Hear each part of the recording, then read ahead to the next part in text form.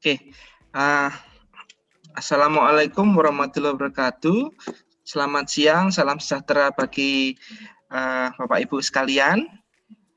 Yang terhormat Bu Jenny Liman selaku perwakilan dari AA Pharma, ya, CEO dari AA Pharma.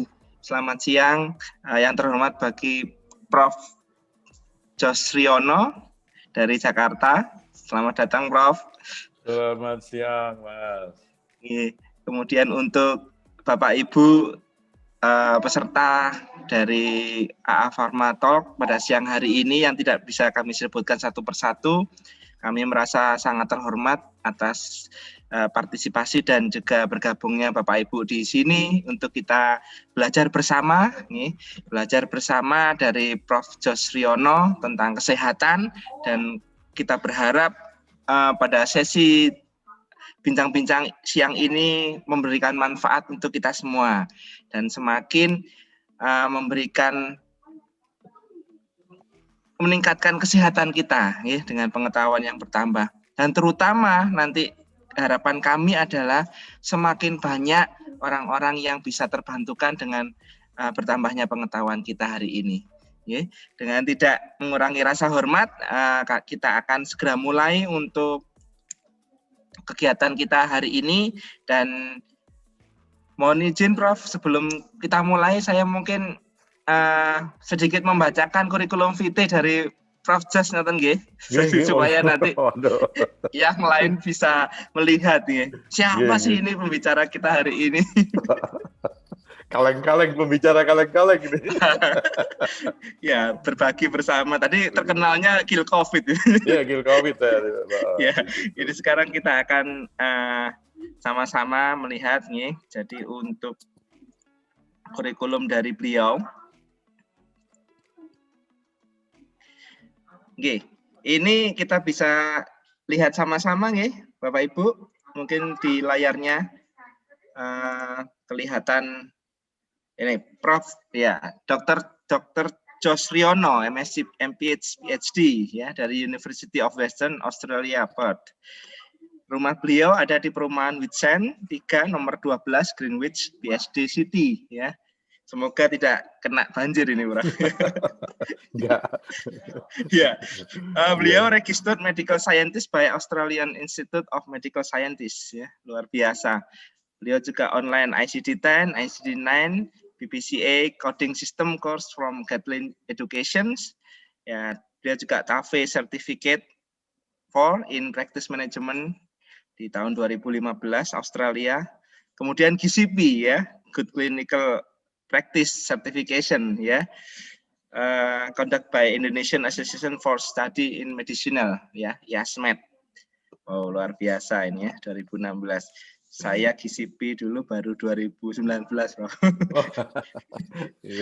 Asal lumayan ini berat kan? juga ini materinya. Ya, beliaunya dengan pengalaman kerja business owner dari medical practice, hospital management, clinic management, and healthy hospital environment management, and expert in clinic chemical cleaning and developing SOP in cleaning and sanitation laundry, ya, housekeeping, kitchen and public area. Ini luar biasa ya. Jadi sangat luas sekali ya diaplikasikan ilmu kesehatannya di lingkungan ya. Kemudian mungkin saya di skip aja. Ya, skip ya. Jadi skip. Wah, luar biasa kalau saya jelaskan satu persatu ini. Keren sekali ya, pengalamannya luas. Dan sepertinya Prof. Jos ini tidak hanya di Indonesia, tapi sudah melalang buana di berbagai wilayah di Australia. Luar biasa. Ini pengalamannya nanti hari ini akan dibagi dengan kita, ya, sama-sama belajar dari Prof. Jos. Beliau juga medical epidemiologist ya. Lebih lama di medical epidemiologist di Australia. Ya, luar biasa. Ini sangat bermanfaat untuk kita ya di masyarakat. Ya, saat ini juga berbagi dengan Bapak Ibu semua. Nah, ini satu aplikasi ya, aplikasi dari epidemiologis ini ya. member of Australian and New Zealand Epidemiology Associations, registered member of Australian Institute of Medical Scientists ya. Untuk professional society beliau. Publikasinya wah luar biasa banyak ini. Hanya bisa 5 berguna. di tahun ini, nggak tahu. Ini yang terakhir ini ya. Terakhir. Ini yang Tahun 2021 ini ya. 2021, ya. Ini saya rasa kalau dituliskan semua, enggak lah. panjang ini. Iya, Mas. Ya, jadi beliau juga reviewer juga dan wah luar biasa ya. Dan suatu kehormatan bagi saya menjadi partner di Talk Pharma ini, Pharma Talk ini. Jadi terima kasih atas kesempatannya, Bu Jenny, Prof. Jos. Ya semoga acara kita pada hari ini bisa bermanfaat untuk Bapak Ibu semua, untuk kita semua, dan semakin menambah dan menjadikan berkat bagi kita. Tidak berlama-lama, kami akan persilakan Prof. Jos untuk sharing materi hari ini dengan waktu 30 menit cukup, Prof? Cukup, kita santai-santai aja. Santai. Oke, dipersilakan. Nanti setelah ada materi, kita akan lanjut ke tanya-jawab, sharing-sharing. Ya. Monggo, ya, dipersilakan, Prof. Baik, terima kasih Mas Ageng yang atas introduction-nya yang begitu besar terhadap saya. Selamat siang kepada para pengikut Zoom pada hari ini. Saya juga sangat berterima kasih kepada Bu Yeni dan Pak Yoni. Bu Yeni dan Pak Yoni ini adalah saudara saya dalam kesehatan. Ya Bu ya, saudara saya dalam kesehatan, sehingga saya bisa mengenal ICP gitu. Jadi ini sebelum saya mulai, saya dulu ya. Cerita dulu tentang ICP nih, tentang penyakit pembuluh darah yang secara tidak langsung itu saya alami.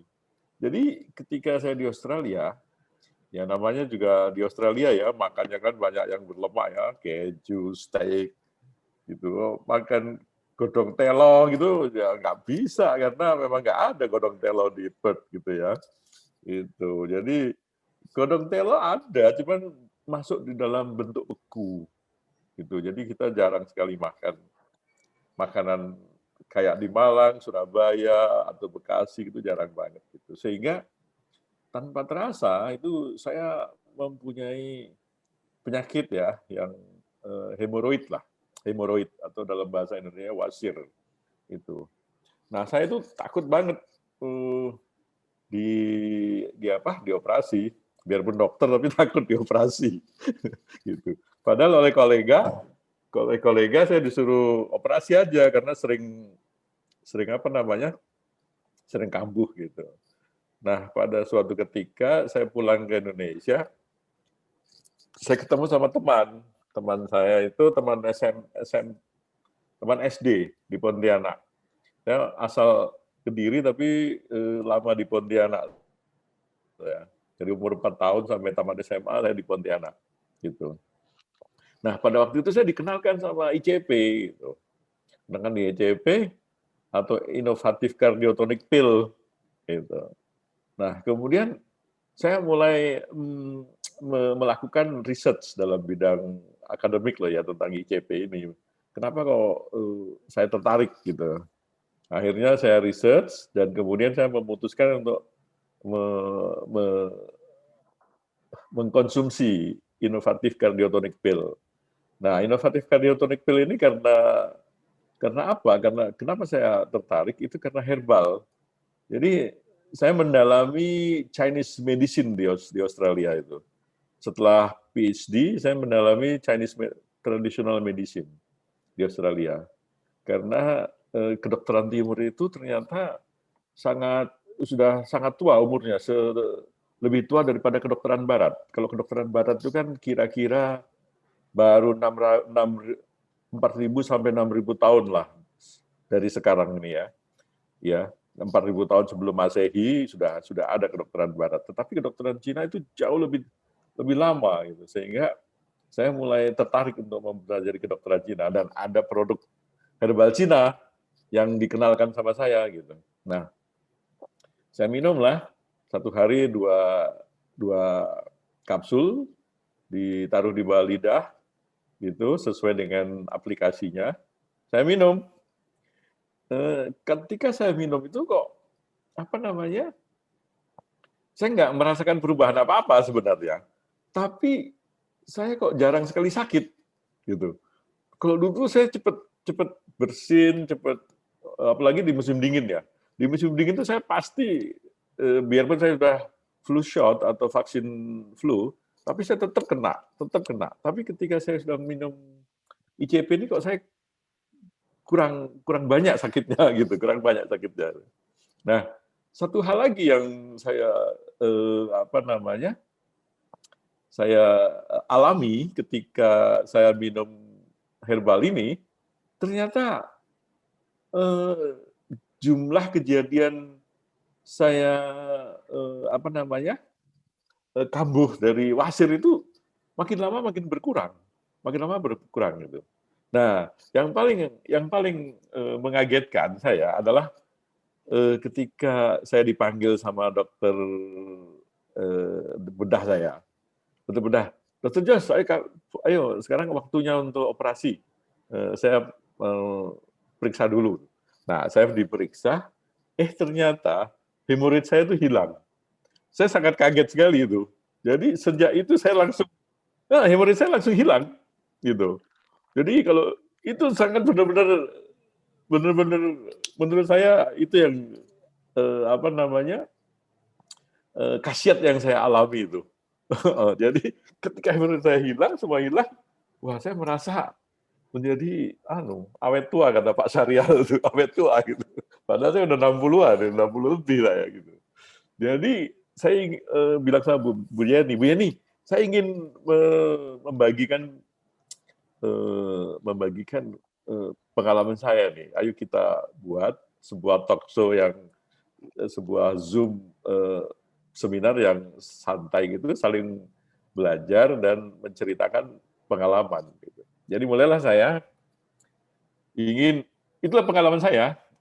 Kenapa saya bertemu sama Bu Yeni, Pak Yoni, Mas Ageng, itu saudara-saudara saya dalam ICP. Saya juga, seperti juga saya punya saudara di Kill COVID. Saya punya banyak saudara di Kill COVID karena saya pernah kena COVID. Hampir dut ya. Hampir dut saya itu kalau. Jadi itu merupakan saudara-saudara yang di dalam kesehatan ya. Kalau kesehatan jantung dan pembuluh darah, saudara saya adalah Pak Yoni, Ibu Yeni, Mas Ageng dan seterusnya. Saudara saya di Kill COVID, ya ada Pak Rizal, ada Pak Rioni, ada Bu Lili, itu saudara saya semua di Kill COVID itu. Jadi saya banyak saudara. Baik, saya mulai dengan penyakit pembuluh darah. Ya, saya konsultan lah di tempatnya Bu Yo ini sebagai medical konsultan, di samping menjadi dosen di Fakultas Kesehatan Masyarakat dan di Universitas BINUS di Universitas Indonesia, Fakultas Kesehatan Masyarakat Universitas Indonesia. Ya, saya mulai dengan kenapa? Sorry. Ya, saya mulai dengan satu ya. Dengan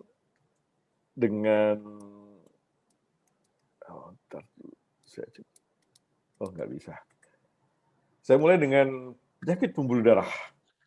Adalah kondisi yang mempengaruhi arteri atau vena. Jadi penyakit pembuluh darah itu sebenarnya kondisi yang mempengaruhi arteri atau vena.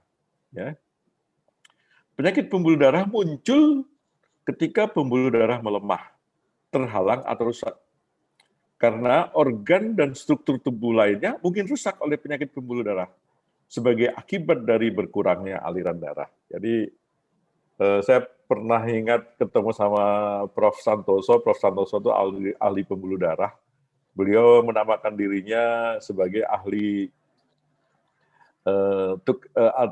beliau menamakan dirinya sebagai tukang ledeng. Jadi memang benar. Jadi pembuluh darah itu seperti pipa ledeng di dalam rumah kita. Gitu. Jadi pembuluh darah merupakan bagian dari sistem sirkulasi di dalam tubuh manusia. Pembuluh darah ibarat selang yang di dalamnya mengalir darah dari jantung ke seluruh tubuh dan dari seluruh tubuh ke jantung. Jika terdapat masalah pembuluh darah, maka sangat mungkin akan terjadi gangguan kesehatan. Ya. Nah, hampir semua jenis penyakit jantung pasti disebabkan oleh penyakit pembuluh darah. Ya, contohnya penyakit jantung koroner, yaitu penyakit di mana jantung koroner, jadi pembuluh darah yang mengaliri jantung itu tersumbat oleh timbunan lemak. Stroke atau transient ischemic attack ya terjadi ketika pembuluh darah yang menuju otak mengalami sumbatan. Ya, penyakit arteri perifer ketika kondisi pembuluh darah yang berasal dari jantung mengalami penyempitan sehingga aliran darah ke kaki, ke tangan itu mengalami hambatan. Dan penyakit jantung rematik karena adanya infeksi dari bakteri Streptococcus. Nah, kita lihat kira-kira di sini nih ya, ini ada sebuah sebuah gambar. Ini pembuluh darah ya. Pembuluh darah di mana ini ada ini ada red blood cell atau eritrosit atau sel-sel darah merah ya yang mengalir. Sel-sel darah merah ini membawa 4 oksigen. Satu sel darah merah membawa 4 oksigen. Ya. Nah, ketika ada yang kuning nih, cairan kuning ini, ada hambatan kuning ini, jadi hambatan kolesterol, ini akan atau foam cell, di mana foam cell ini akan makin lama akan makin menebal, sehingga dia mengurangi diameter dari pembuluh darah. Ya. Kalau mengurangi diameter pembuluh darah, tentu saja aliran darah akan terhambat ya, aliran darah akan terhambat. Ya, gitu. Nah, kalau kita lihat faktor pemicu serangan-serangan pembuluh darah itu ya, ada faktor di mana bisa kita modifikasi dan faktor yang tidak bisa kita modifikasi. Faktor-faktor yang tidak bisa kita modifikasi terutama faktor usia. Mana bisa kita nipu kalau kita tua kan gitu. Ya, usianya berapa? Oh, usianya 60, kita bilang 40. Ya, orang mana bisa. Pasti orang tahu lah orang 60 sama 40 perbedaannya ya enggak. Jadi faktor usia, semakin bertambah usia seseorang maka makin tinggi resiko terkena penyakit jantung. Ya. Kalau pria 45 tahun, kalau wanita 55 tahun. Nah, kenapa wanita lebih tahan terhadap penyakit jantung? Ya karena wanita itu mempunyai sebuah hormon yang namanya hormon estrogen. Hormon estrogen inilah yang membantu ya metabolisme daripada kolesterol gitu. Sehingga wanita lebih tahan atau lebih rendah risikonya terkena serangan jantung dibandingkan dengan pria.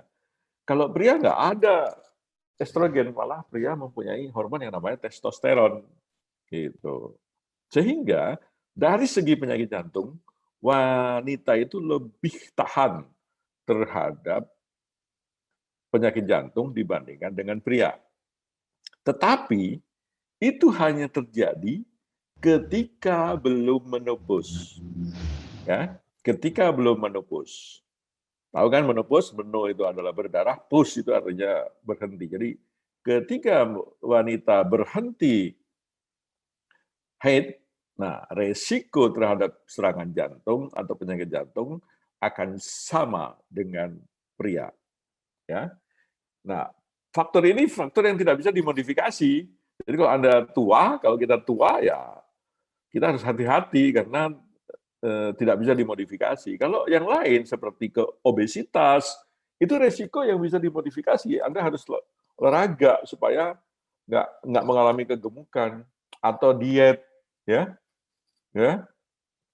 Pola hidup yang buruk itu bisa dimodifikasi juga, ya. Ditinggalkan pola hidup buruk, mulailah olahraga seperti Pak Syahrial, itu olahraganya keren gitu. Pak Rionardi juga kelihatan keren sekali sudah lakcap ya Pak ya? tapi masih hebat itu, masih karena olahraga. Dan diabetes harus dikontrol ya.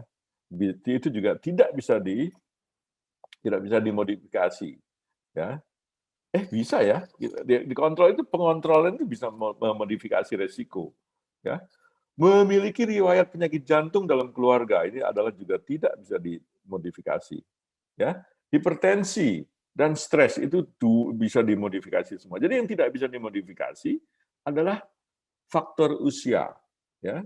Faktor resiko di dalam keturunan tidak bisa selebihnya bisa dimodifikasi. Jadi kalau kita persentase risiko serangan jantung itu bisa dihindari dengan 80% kalau kita mau ya.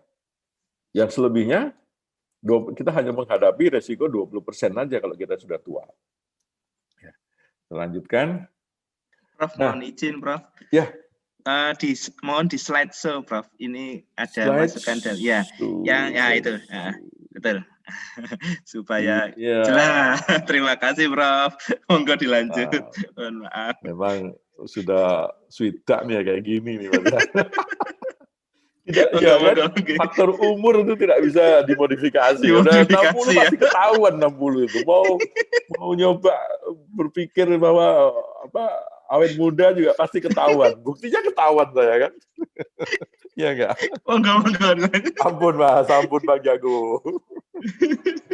Ya, jadi penyakit arteriosklerosis merupakan kondisi gangguan pada pembuluh darah ya, yang mengalami penyempitan akibat adanya foam cell atau plak. Plak pada pembuluh darah merupakan hasil dari tumpukan kolesterol, kalsium, sel radang, dan ketuaan. Jadi, tumpukan atau plak atau foam cell pada pembuluh darah itu merupakan sebuah resultan dari umur, kolesterol, kalsium, dan sel-sel radang. Ya. Nah, inilah kira-kira kalau kita lihat, kita besarkan, jantung pun juga nggak kebal terhadap penyakit pembuluh darah ya. Gitu ya. Ada banyak sekali cerita tentang tokoh-tokoh terkenal ya. Misalkan Haji Mas Said gitu, baru habis lari, ternyata habis futsal kemudian meninggal. Atau suaminya BCL misalnya seperti itu, yang sering triathlon, sering challenge squat challenge atau push up challenge kemudian meninggal. Itu tanpa disadari mungkin terjadi sumbatan-sumbatan pembuluh darah sehingga meningkatkan resiko terhadap penyakit jantung dan kemudian kematian gitu. Nah, penyebabnya ada bermacam-macam ya, tekanan darah tinggi, kadar kolesterol yang tinggi, merokok. Merokok itu sangat berbahaya sekali karena pertama bisa mengakibatkan kanker pada paru-paru, tapi yang kedua adalah meningkatkan ketidakelastisan pembuluh darah atau menurunkan elastisitas pembuluh darah. Ya. Kadar gula yang tinggi, ya, itu juga merupakan faktor risiko. Jadi kalau Anda kena diabetes, Anda harus berhati-hati, harus dikontrol dengan ketat karena kalau tidak, kira-kira ya, saya pada statistik ya, pada epidemiologi, pada statistik umur 60 itu Anda sudah kena komplikasi, ya. Kalau nggak di kontrol ya diabetesnya. Dan kira-kira umur 64 sudah menghadap ke rahmatullah dulu mungkin. Jadi itu yang sangat bisa dilihat dari orang yang diabetes. Jadi kalau udah diabetes, udah hipertensi, udah kena penyakit degeneratif itu, jangan takut untuk tergantung pada obat atau suplemen, jangan takut. Karena tanpa obat atau tanpa suplemen, komplikasi akan segera datang. Gitu. Ya. Dan kalau udah komplikasi datang, udah hampir ya kusnul khotimah, udah hampir dekat itu kalau udah seperti itu. Nah, ada lagi penyakit yang sangat terkenal sekali dengan kena pembuluh darah ya, yaitu pembuluh darah perifer atau pembuluh darah tepi. Sebenarnya sangat gampang sekali untuk mendeteksi penyakit pembuluh darah perifer itu. Jadi caranya ketika Anda melakukan pemeriksaan tensi, ya, Anda periksa di lengan, ya, lengan kiri gitu. Setelah itu Anda juga periksa tekanan darah di kaki kiri, ya. Kemudian Anda bandingkan, ya, bandingkan tekanan darah di kaki dengan tekanan darah di lengan. Itu namanya ankle brachial index, ya. Ankle brachial index itu harus kira-kira 1,0 atau 1,1 lah kira-kira. Lebih daripada itu artinya Anda mempunyai sumbatan pada pembuluh darah di perifer. Ya, kalau Anda sering kebas, sering sakit, ya, sering geringgingan. Nah, itu kira-kira salah 3 daripada gejalanya. Nah, kalau penyakit jantung koroner itu penyakit jantung yang diakibatkan oleh suplai darah ke jantung itu menurun karena adanya sumbatan. Ya, salah satu-satunya arteri yang berasal dari yang pergi ke jantung itu biasanya kan arteri pembuluh darah arteri itu kan yang membawa oksigen ya. Tapi ini pembuluh darah arteri yang bukan membawa oksigen tapi arteri koroner ini masuk ke dalam jantung dan dia mengalami sumbatan ya, bila lemak makin banyak menumpuk akan membuat aliran darah ke jantung akan makin berkurang. Ya. Nah, cara menjaga agar pembuluh darah tetap sehat itu paling gampang ya. Seperti tadi Pak Syarihal, saya dan banyak lagi teman-teman, olahraga teratur. Olahraga yang bersifat kardio ya. Gerakan yang bisa dilakukan untuk menstimulasi peredaran darah baik di kaki atau di tangan ya, atau pokoknya semakin banyak muscle bergerak akan semakin baik ya. Nah, ada juga dengan makanan untuk pembuluh darah sehat. Pembuluh darah sehat mampu membantu melancarkan aliran darah yang kaya oksigen ke seluruh tubuh sehingga bekerja optimal. Ya, dengan pola makan sehat itu sangat membantu. Jadi jangan suka makan jeroan, ya. Jangan suka makan lemak-lemak. Tapi saya biasanya nakal. Kenapa saya olahraga? Karena saya itu orang yang suka sekali makan nasi Padang. Nasi Padang sama kikil, sama paru goreng. Waduh, enak sekali. Nah, itu salah satu kenapa saya olahraga. Karena saya paling enggak 1 bulan sekali saya makan nasi Padang. Itu saya pengakuan dosa di sini. Gitu. Tapi nggak apa, tapi ya memang kenapa saya suka olahraga dan suka makan suplemen karena saya suka makan. Gitu. Saya enjoy life saya itu. Gitu. Mungkin ini yang nggak perlu ditiru dari saya ya. Kemudian dan minum suplemen. Suplemen sangat penting sekali. Kalau menurut saya, umur 35 tahun ke atas itu pada pria itu harus mulailah minum suplemen. Karena apa? Karena metabolisme kita itu mulai menurun. Sehingga kita perlu mempercepat metabolisme dengan memakan suplemen. Mau vitamin, mau herbal, mau apapun lah ya. Itu penting banget. Ya. Jadi kalau menurut saya, kalau kita nggak makan suplemen, kita akan berada pada statistik rata-rata. Ya, rata-rata gitu. Tapi kalau kita makan suplemen, kita akan berada pada sebelah kanan daripada statistik. Jadi kalau statistik itu seperti bell shape ya, bell shape itu seperti bell gitu. Kalau kiri itu di bawah statistik, kalau di tengah itu di dalam statistik, di kanan itu statistik yang lebih oke. Nah, kalau Anda nggak makan suplemen, Anda mungkin berada di tengah. Ya di tengah-tengah aja. Tapi ketika Anda mulai makan vitamin, suplemen, Anda akan berada di sebelah kanan daripada statistik, di mana ada hanya sekitar 15% dari populasi yang makan vitamin. Karena apa? Karena makan vitamin itu ada 2 mazhab di dalam kedokteran. Dokter yang lain bilang nggak perlu makan vitamin, makanannya dari makanan. Vitamin bisa diambil dari makanan. Nggak perlu kok vitamin, itu salah satu dokter. Tapi ada juga yang dokter yang sangat vitamin minded, seperti saya. Saya sangat vitamin minded gitu. Nah, vitamin pun juga bermacam-macam. Dokter vitamin minded pun juga bermacam-macam. Ada dokter yang bilang, wah multivitamin jauh lebih bagus karena sangat lengkap vitaminnya. Ada juga dokter yang bilang single vitamin dosis tinggi jauh lebih bagus. Nah, kalau saya lebih ke single vitamin dosis tinggi itu jauh lebih bagus dibandingkan dengan multivitamin. Gitu. Ya. Nah, vitamin E itu sangat banyak sekali di sayuran hijau ya. Ini kalau kita mau vitamin, Anda mau makan vitamin E kira-kira 15 mg, itu sama dengan Anda harus makan brokoli 1 kilo. Ya. Silakan makan brokoli 1 kilo kalau mau makan vitamin 15 mg. Kan repot kan gitu, pegah nanti perutnya gitu kan. Vitamin B juga begitu, ya, vitamin B, vitamin B3. Jadi kalau Anda mau makan vitamin B kompleks itu sangat bagus sekali gitu. Jadi kalau Anda kena COVID biasanya disarankan makan vitamin B kompleks gitu ya. Besi juga sangat penting sekali, tapi bukan besi yang dari mineral ya, mineral di air gitu ya, karena besi tersebut beda dengan besi yang medical grade ya.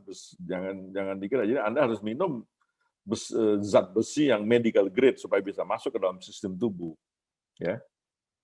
Asam lemak omega 3 bisa dari minyak ikan gitu. Dan Anda kalau mau herbal nenek moyang ya minum kunyit asam, kunir asam gitu. Kunir asam itu sudah dibuktikan oleh nenek moyang kita mengandung fenol alami ya, mampu melancarkan aliran darah gitu. Nah sekarang saya ngomong ICP nih, ya. Dari tadi ngomong ICP udah kasih testimonial, kesaksian, ya. Saya mulailah melihat di uji klinisnya. Kalau tanpa uji klinis saya nggak percaya, nggak ada uji klinis berarti hoax itu, kaleng-kaleng gitu artinya gitu, ya kan? Nah di dalam uji klinis itu yang dilihat adalah frekuensi daripada sakit dadanya atau angina pectoris. Dari uji klinis ternyata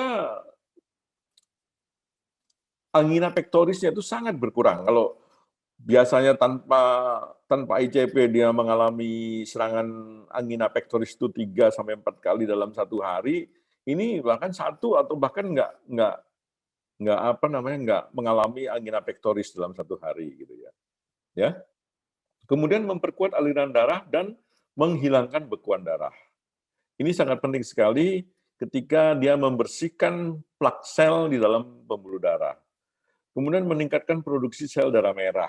Ya. Nah ini saya ambil dari jurnal pada tahun 2010 ya. Udah lama jurnalnya nih. Bahwa cardiotonik pill atau ICP itu mampu memprotek ischemia. Ischemia itu kekurangan oksigen di dalam sel-sel miokardial, sel-sel urat jantung, urat muscle jantung. Jadi mampu banget gitu. Ini yang saya ambil dari cardiotonik pill ICP ini. Dan sejak saat itu saya banyak sekali mengikuti uji klinis dari ICP. Ya, dari uji klinis dari ICP ini. Nah, ini kalau kita lihat arteriosklerosis ya, kalau tanpa plaknya itu kan coba aja lihat. Jadi kalau tekanan darah itu adalah kita formulasikan secara fisika jumlah darah dikali hambatan, dengan hambatan seperti ini, maka tekanan darah tentu saja akan meningkat dibandingkan dengan yang sebelah kiri. Blood flow-nya atau aliran darah akan sangat lancar sekali dibandingkan dengan adanya hambatan karena adanya plak atau foam cell ini. Nah, dengan menjaga kesehatan darah, dengan kesehatan pembuluh darah, artinya kita sudah mengurangi risiko kematian sampai 80%. Nah, kita hanya menghadapi 20% risiko saja. Ya, 20% kematian itu 3% kena COVID, Terus kalau suka ngebut 15% kena kecelakaan, itu mungkin ya. Seperti itulah kita kira kalau kita breakdown. Tapi 80% risiko kematian kalau kita sudah umur 45 atau perempuan sudah 55, itu 80% sudah kita proteksi kalau kita menjaga kesehatan pembuluh darah. Ya. Nah, kira-kira itulah yang ingin saya sampaikan. Saya lebih banyak, kira-kira kita lebih banyak interaktif aja dibandingkan dengan saya ngomong sendiri, ya nggak? Ya. Jadi gitu Mas Ageng, saya kembalikan waktunya ke Mas Ageng.